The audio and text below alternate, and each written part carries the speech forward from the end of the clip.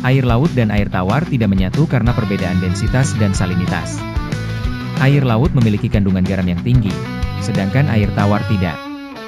Perbedaan ini menyebabkan air laut lebih berat dan cenderung berada di bawah air tawar ketika bertemu.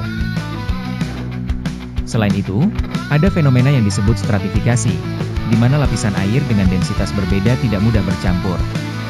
Ini terjadi karena perbedaan suhu, salinitas, dan tekanan yang mempengaruhi massa jenis air.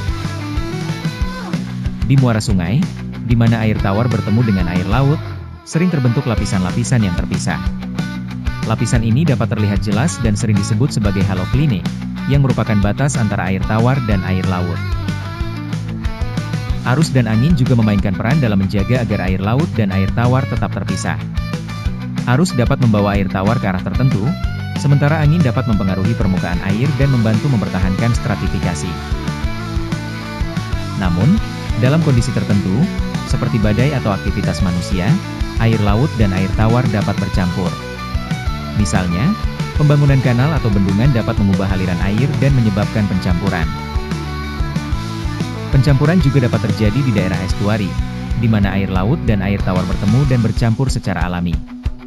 Estuari adalah lingkungan yang dinamis dengan perubahan salinitas yang terus-menerus. Dalam ekosistem estuari, banyak organisme telah beradaptasi untuk hidup di lingkungan dengan salinitas yang bervariasi. Mereka memanfaatkan kondisi ini untuk mencari makanan dan berlindung dari predator. Secara umum, meskipun air laut dan air tawar tidak mudah bercampur, ada banyak faktor yang dapat mempengaruhi interaksi mereka. Faktor-faktor ini termasuk perubahan iklim, aktivitas manusia, dan fenomena alam. Penelitian terus dilakukan untuk memahami lebih dalam tentang interaksi antara air laut dan air tawar, terutama dalam konteks perubahan iklim dan dampaknya terhadap ekosistem laut dan darat.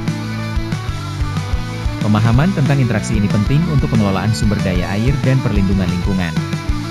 Dengan mengetahui bagaimana air laut dan air tawar berinteraksi, kita dapat membuat keputusan yang lebih baik untuk konservasi.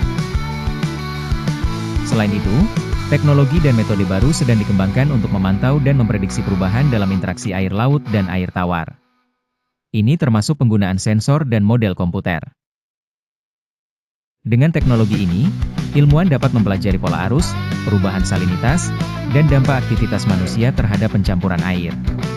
Informasi ini dapat digunakan untuk mengembangkan strategi pengelolaan yang efektif. Pendidikan dan kesadaran masyarakat juga penting dalam menjaga keseimbangan antara air laut dan air tawar.